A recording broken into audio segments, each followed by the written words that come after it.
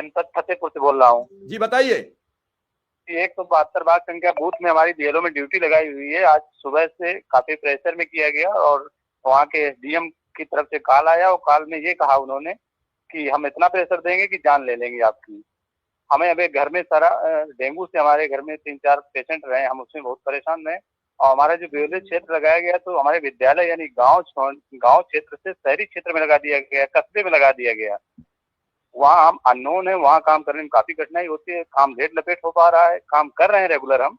हमारे कल तक सर फार्म फेड हो चुके थे 157, इसके बाद भी सुबह उन्होंने 2 बार फोन करके काफी टॉर्चर किया।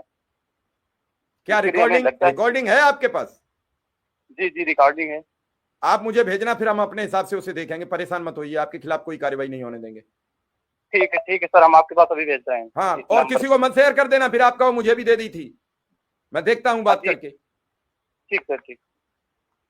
आप देखिए, कह रहे हैं कि आपकी जान ले लेंगे।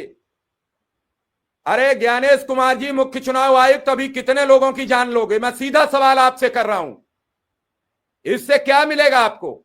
इन बेगुनाहों की जान लेके आपके एसडीएम कह रहे हैं, जो आपने उप निर्वाचन अधिकारी बना रखे हैं, कि या तो काम कीजिए वरना मैं आपकी जान ले लूंगा। इन्हें किसने अधिकार दे दिया इस तरीके से धमकाने का? ये कौन होते हैं?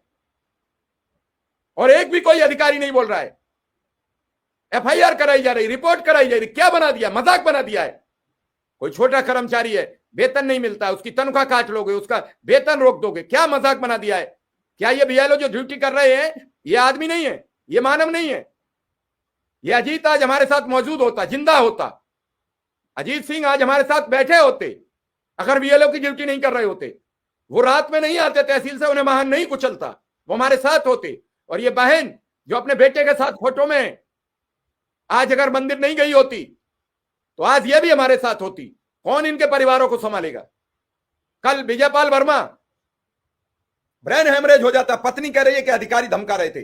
मेरे पास बीसीओ फोन आ चुके हैं सुबह से, एसडीएम धमका रहे हैं, खंड शिक्षा अधिकारी धमका रहे हैं, फला धमका रहा है। क्यों भैया? क्या लिखा हुआ है चुनाव आयोग ने कि आप धमकाइए और काम करवाइए? नहीं माने तो मारने की डोज दे दीजिए कि मार डालेंगे, मर जाओगे, लेकिन आपको काम करना पड़ेगा। ये कौन सा पैटर्न है? क्या बना रखा है आपने?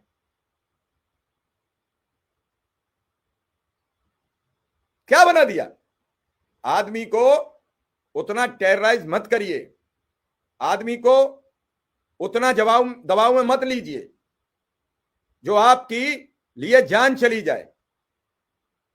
प्रकाश जी, मेरे आप नियमित दर्शक हैं। ये जो हमारे साथ हमारे बगल में अजीत सिंह जी की फोटो लगी है, ये रात 9-10 बजे तहसील से निकले, पीछे से वाहन आया, उन्होंने कुचल दिया। 4 वर्ष का बच्चा है। क्या करेगी पत्नी और बच्चे? कहां जाएंगे? कौन होगा जिम्मेदार? 36 वर्ष की उम्र है।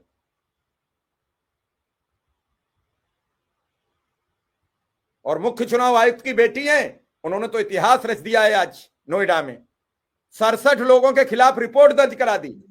181 आंगनबाड़ी कार्यकर्तियों की सेवा समाप्त करने के लिए मुख्य विकास अधिकारी को लिख दिया। 191 शिक्षकों के प्रति कार्रवाई के लिए बीएसए को और खंड शिक्षा अधिकारियों को नोटिस कर दिया। और 131 शिक्षा मित्रों को विभागीय नोटिस जारी कर दिया है। गिन लीजिए कितने लोग हैं, कितने बूथ होंगे नोएडा में। 3 विधानसभा सीटें सिर्फ, और अलग अलग 3 थानों में एफआईआर कराई गई है।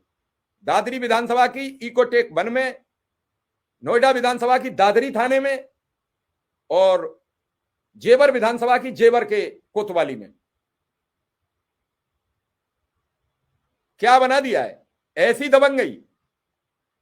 एसआईआर तो पहले भी होती रही, वोटर लिस्ट तो पहले भी बनती रही, लेकिन ऐसी दबंगई नहीं देखी हमने भी। हमारे जीवन के कई चुनाव गुजर गए। मुझे 85 से, यानी 1985 से मैंने कई चुनाव देखे। मेरे कई चुनाव मेरे सामने गुजर गए। मैंने इंदिरा गांधी की मौत का भी मंजर देखा, मैंने चुनाव होते देखा, राजीव गांधी को 400 सीटें लेकर एक ऐतिहासिक बहुमत की सरकार बनाते देखा। आज जो कांग्रेस 10-10, 5-5 सीटों के लिए मुंह फैलाए घूम रही है।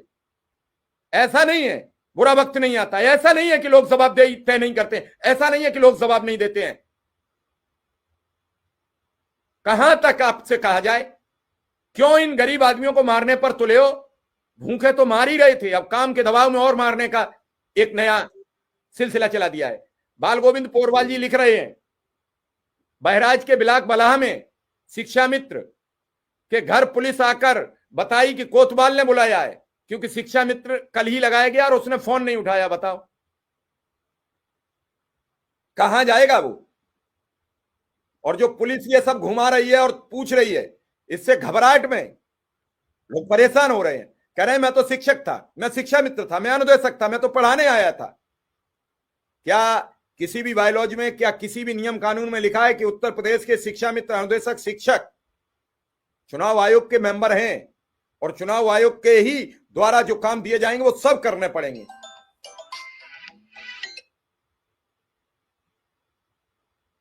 हेलो।